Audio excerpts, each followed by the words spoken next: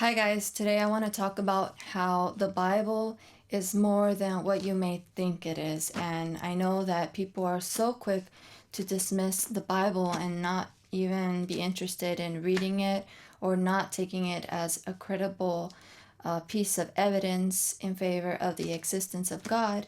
And so today I want to share with you a few things that have stood out from this book that I started reading.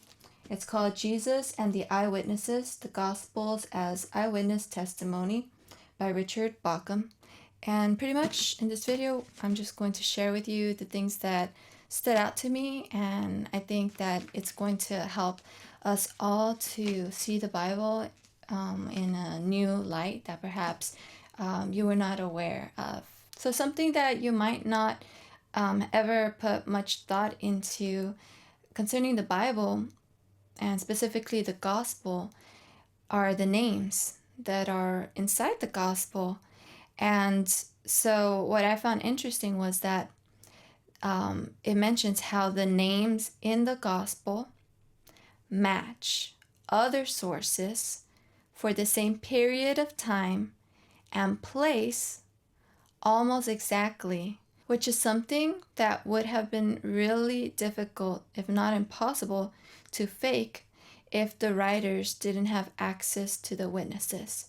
So, in other words, where I live, in this time of history that I live in, the names that are common in my culture are very different than names in another place of the world. So, there are differences of names depending on the region that you live in, and also depending on the time in history that you live in, the names are going to be different too.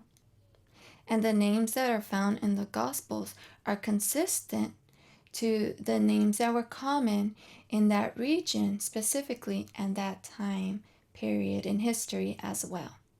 So this evidence would contradict the claim that people make that the gospel was written much later than when the actual events were happening, much later than when the eyewitnesses were still alive and sharing their testimony themselves. Of course, there's going to be someone out there that says, no, that's very easy to fake, but you can also just admit that the names are consistent in the Gospels, no matter if you think that it was something that was faked or if it was authentic. Another thing that people might use against the Bible is that the Bible is not written in the same way that all other history is written. But actually, all history ever written is a combination of fact and interpretation. So we cannot say that, well, the Bible is written and some things might be true in the Bible, but the interpretations that were written in it are not reliable. But then you would have to use that same logic with any other piece of history that has nothing to do with the Bible, for example. And you would have to admit that any history that you believe in is a combination of fact and the historian's interpretation of those facts. Something that people might overlook when reading the Bible or considering it is that the Bible is very heavy based on testimony. And I think some would agree that some testimony is true, but some testimony might not be true. But trusting testimony is not irrational when responding to authentic testimony. All history, like all knowledge, relies on testimony. Testimony helps us access historical reality. A simple example that I can offer in order to make the point that testimony is very useful in documenting history would be to look back at what happened in Germany and the Holocaust. Since history relies on facts and interpretation, consider Germany, for example. If all historians and all that we were required to believe in is the facts that historians would write about the whole Holocaust situation, everything that happened, the places, the things, all of the evidence. But consider how much more information we have due to eyewitness reports. Eyewitnesses give us an insider's view to that moment in history, and it even helps us to understand the depths of the evil that people went through in that time, in that place in history. And this is why it's so important as well that we have these eyewitness testimonies in the Bible. Testimony gives us the historical reality of Jesus as he was perceived by the witnesses. If we didn't have these eyewitness accounts, these testimonies in the gospel, then it would appear that history would only say that Jesus was one of many men that were crucified in that time of history, which is not what we believe because of these eyewitness testimonies. The testimony that we have sets Jesus apart from any other man in that time of history. It gives us information about what others heard and believed about him at that time. Testimony also enables us to read the Gospels in a properly historical and theological way. In the early 20th century, there was a different belief about how and when the writers wrote the Gospels, known as form criticism, which assumed that Jesus' acts and words had passed through a long process and through many minds and mouths before they reached the writers of the Gospels. This might be a reason that people are skeptical of the truthfulness of the Bible if they believe that what is written down in the Bible is just like a telephone game. And a lot of people might still hold on to these beliefs that are not really believed in scholarship of the New Testament today. However, the disciples and other eyewitnesses were around for some time after Jesus' resurrection. It's not like when Jesus resurrected, the disciples just all went to heaven. It's not like they went away and never retold their experiences and what they heard and saw, as well as all the other people that received miracles. For at least a generation, they moved among the young Palestinian communities, and anyone that sought information from them could get it directly from them.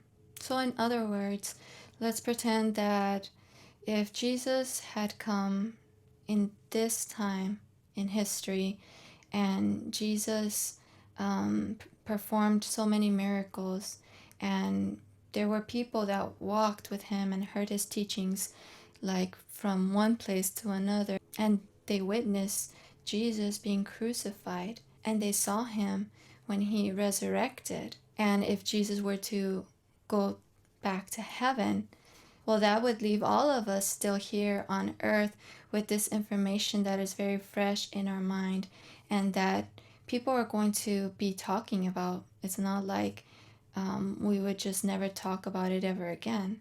The Gospels were written within living memory of the events they recount. Mark's Gospel was written within the lifetime of many of the eyewitnesses, while the other three canonical Gospels were written in the period when living eyewitnesses were becoming scarce, when their testimony would perish with them if not for them putting it in writing. And this is based on generally accepted datings of the Gospels and not by unusually early datings. These traditions didn't pass through many minds and mouths before they reached the writers. Instead, the time in question is relatively in that period a lifetime long. While some make it sound as though the writing took place over centuries and widely different geographical areas, the truth is that in the New Testament period, the church was not as widespread or as large in numbers as we usually imagine. The continuing presence and testimony of the eyewitnesses remained the authoritative sources, and Christians remained interested in and aware of the ways that eyewitnesses themselves told their stories. Ancient historians like Thucydides, Polybius, Josephus, and Tacitus believed that true history could only be written while events were still within living memory. They valued oral reports of direct experience of the events by the involved participants. It was important for a historian to rely on eyewitnesses whose living voices he could hear and also question. There's something about human nature that you can usually tell when someone is being truthful or not by body language. I think it's generally the case that when someone is lying to you, they can't look you in the eye and tell you what they're lying about. So this is very important for historians to be able to see the person retelling their eyewitness accounts and be able to ask questions, kind of throw them off perhaps, and making sure that it is reliable what they are sharing with them.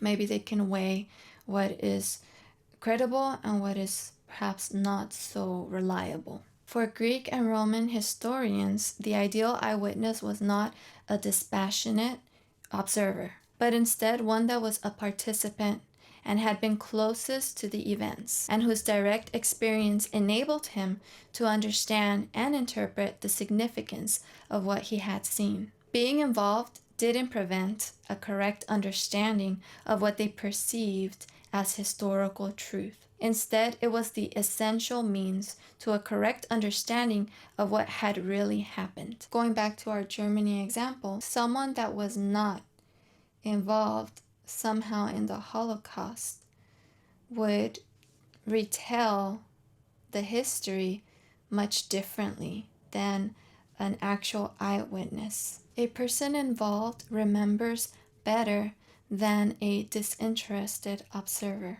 It would be very easy for people in the future, for whatever reasons they would have, to be able to say those Jewish eyewitness accounts are just fabrication that the Jewish people were trying to pass in order for their narrative to spread. And to us, obviously, that is unthinkable and unreasonable. But the further away we get from the actual time period in history, the easier it is for us to try to discredit eyewitness testimony. Although a historian may have access to eyewitness testimony, a Greek or Roman historian, for example, can also be selective and shape his overall narrative into a coherent story. And shaping an overall narrative is not necessarily a bad thing. The Holocaust survivors have a narrative, and a Nazi might have a different narrative. Depending on the honesty and integrity of the historian and his personal worldview, he can write down history according to his story.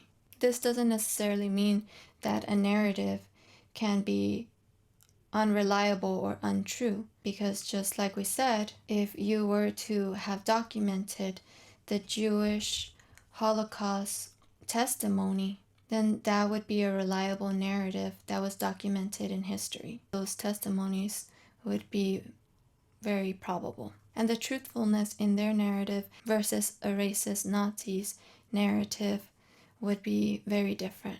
The gospel narratives are both the oral history of an eyewitness, but also the interpretation and the narrative of the author. So the gospel narratives are both the oral history of an eyewitness, as well as the interpretation and the narrative process of the writer. This would help us understand why the four Gospels are not identical word for word, but they are consistent with their major events of Jesus. So the way I see it, for Christians, for believers in Jesus Christ, this information serves as support in favor of our faith in God and the truthfulness of the Bible.